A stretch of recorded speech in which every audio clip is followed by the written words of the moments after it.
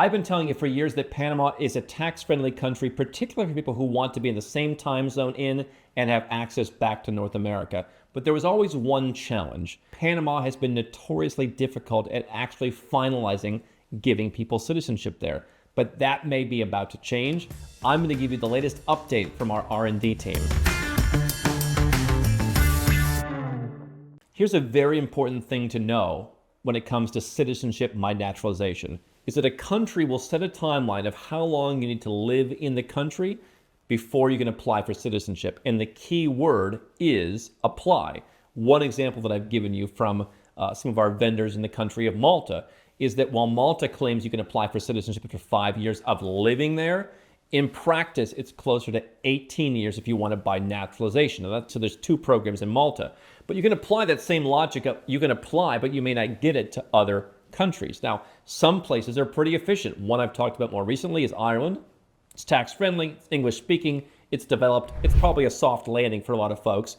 And after 5 years, if you meet the criteria, they're pretty likely to give you the passport. Spain, on the other hand, where you can use the Beckham law to have some tax friendliness, where if you're a native-born, Latin American, you can go and you can get a fast track to citizenship. I mean, the first time I talked to someone who got their Spanish passport, they said I had to wait 4 years to get that thing. And so you want to understand the timelines of not only how long does it take after you apply, but do they even grant it to you if you apply? There are some countries out there where you just apply and you wait and you wait and you wait. And so citizenship by naturalization, which is the act of going and living in a country and getting citizenship after X number of years, it's a great way to get a passport for basically free. In a country like Panama, where potentially you can structure your affairs to pay zero tax, living there, you could live there every day of the year, have a tax-friendly existence, have for many people a very nice life.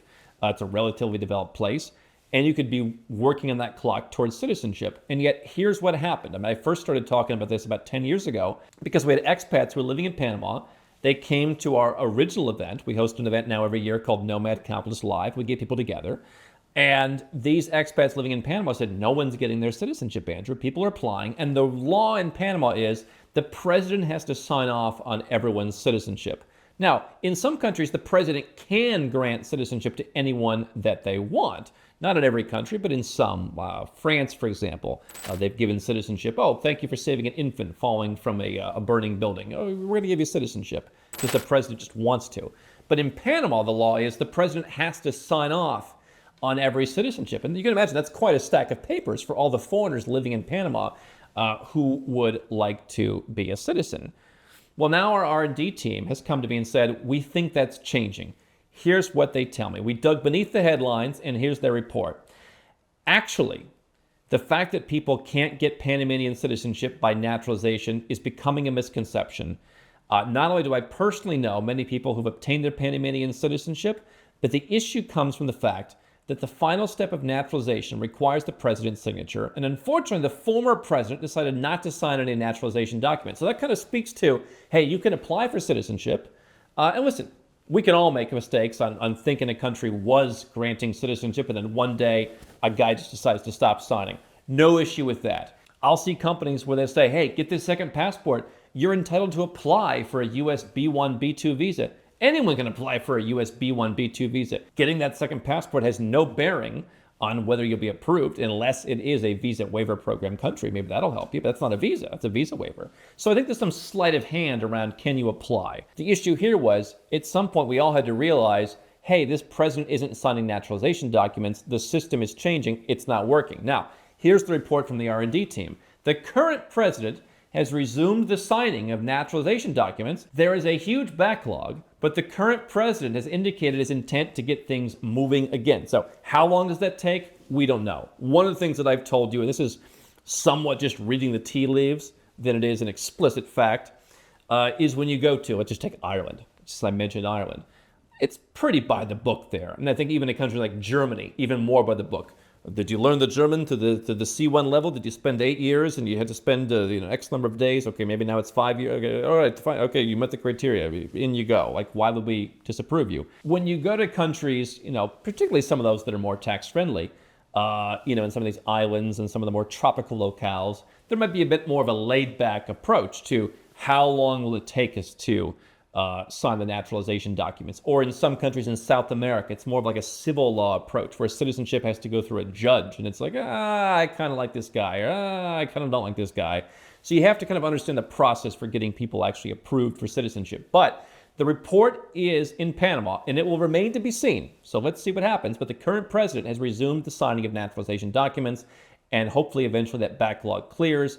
They intend to get things moving. And so the criteria for living in Panama is 5 years of residence. And yes, you actually do need to be there on the ground. I've talked about what I coined paper residences, where you could just keep the clock going on your naturalization without living there. Panama is a residence permit that you don't have to live there if you get it. You can get a residence permit. There's a couple different ways to get it in Panama. You can get a residence permit through any number of different means in Panama.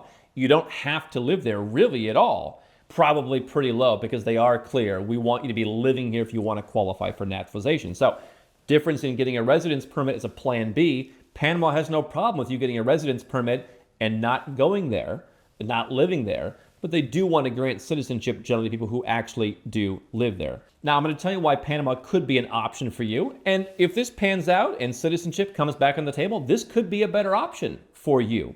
But the question I'm going to ask you is, how many companies do you think out there have 7 people in their research and development department that are digging through headlines, in this case, I believe in Spanish, to keep up with the latest trends? One of the critiques that people years ago would say about us is, he's a middleman. Why do you need a middleman? Well, what we are is, you come to us as a one-stop shop, and you might need to have 3 different tax people in 3 different countries, a corporate formation guy, 2 residence guys. You might need 10 different lawyers, real estate agents, bankers, etc. We have all those under one roof. You don't have to hire them all yourself and then coordinate between them yourself. So in that regard, sure, our services, we're a general contractor of sorts. We make everything move faster. And we've had clients come from companies where they got a passport, and after 2 years, they don't have the passport still. And they thought hiring someone who only does one part of the puzzle would help them. It'd be cheaper, it'd be faster. And it was actually not cheaper and not faster. But really the reason why we're not a middleman is we send people literally boots on the ground all around the world to go and check on immigration laws in person. We just had people in Africa about a month and a half ago checking on immigration laws. You can't do it remotely there. Nobody in that country answers their phone. You gotta go and press the flesh. And we had to hire someone to escort this person around because we weren't sure what's going on down there. I mean, so we literally send people on the ground. We literally have people who speak a number of different languages who are reading headlines. We literally created a system to trawl the internet and bring in all the latest tax rate changes from hundreds of sources around the internet. Also, we have the most updated data. Also, we have the most options. Also, we know what's changing. Again, is this a guaranteed thing? No. I can never tell you that if you want citizenship by naturalization, that's a guarantee. If you meet the criteria, they will give it to you. The president might not sign. Some bureaucrat required to stamp something might not stamp it. I mean, citizenship by naturalization brings some inherent risks. In some countries, the risks are low. In some countries, the risks are higher. That's the kind of thing we talk to our clients about. Even then, you're kind of guessing a little bit. I mean, who knows? I'm sure there's somebody who's not being given their German citizenship despite meeting the criteria. Probably not many. Certainly more in Panama. And so go to nomadcapitalist.com/apply, learn how we can help you, and you'll have access to this R&D, much of which we don't talk about here on YouTube. We don't talk about it on the podcast. We talk about a bit more of it at Nomad Capitalist Live, our live event. But when you're our client, we put it to work for you. You don't have to trawl through hundreds of sources. You don't have to fly to Africa. You don't have to read articles in Spanish. We just tell you what's happening. It doesn't mean something's guaranteed. But go to nomadcapitalist.com/apply and we'll help you. Now, why would you want to go to Panama? Tax friendly, it's a territorial tax country. People misunderstand that. There's certain income that you could have, even though it's paid overseas, might be deemed a local income, it might be taxable. But if you structure your affairs correctly, Panama is tax friendly, if not tax free. Close to North America, they've got Copa Airlines. They fly to a lot of places regionally, whether you're going south or whether you're going north. If you're Canadian or American, there are flights to places in Europe. So we do have European clients historically who like to go to Panama because they just like the vibes. If you speak Spanish or you're willing to learn Spanish, it's nice to have a language that's useful around the world. So there's other tax-friendly places in the world. I mean, you can move to Thailand, but learning Thai is not going to help you unless you live there full time. You can move to Georgia. I mean, I speak some Georgian. It doesn't really help me anywhere else except if I'm traveling with my Georgian team and we want to gossip about somebody in Georgian. I'm not gossip worthy in Georgia. Good time zones. A lot of our clients like that. So if you're in Panama and you're working with the US or Canada or even with Western Europe, that works. And there's flexible immigration. Now, if we look at three things that are important, flexible immigration, meaning it's easy enough to get in. You don't have to do something crazy to immigrate there. It can be very tax-friendly or tax-free, and it leads to citizenship. That's a relatively rare combination. I mean, UAE has the first two. A number of Gulf states have the first two. Great tax situation, welcome with open arms, make it easy to immigrate, but you're not going to get citizenship. You know, other countries in Latin America might make it easy to immigrate and have a pathway to citizenship that they honor, but the taxes aren't great. And so if Panama solves the citizenship problem, you can put $200,000 in the bank for temporary residence and then wait for permanent residence. If you have U.S. or another Western nationality, no matter where you're coming from, you can buy stocks in Panamanian companies. You can put money into various investments, or if you just want to put money in the bank, $750,000 gets you instant permanent residence. So depending on the country you're from and depending on the asset class that you want to invest in, $200,000 up to $750,000. None of that's a donation. Now, theoretically, an investment could go up and down, or bonds, or stocks, whatever. Bank deposit, I mean, their currency is effectively the US dollar in Panama. So if you're dollar denominated, then you don't really have that currency risk. Your only risk would be, is the bank stable? And so, this is a place where there's also ways to sort of start a company and hire yourself. But if you just want to keep it as easy as possible, Panama could be a plan B to start. Get a residence permit. Hey, if taxes go up in my country, I know where I'm going. It's Panama.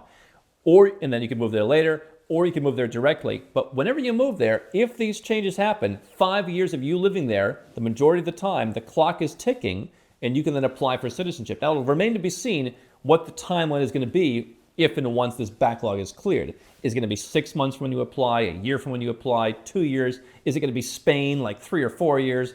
Let's see. But this could be very interesting. This could be a combination, if this comes true, of very tax-friendly, very immigration-friendly, and you can turn that into citizenship. Panama could be an interesting place, particularly if you eventually want a place to move to.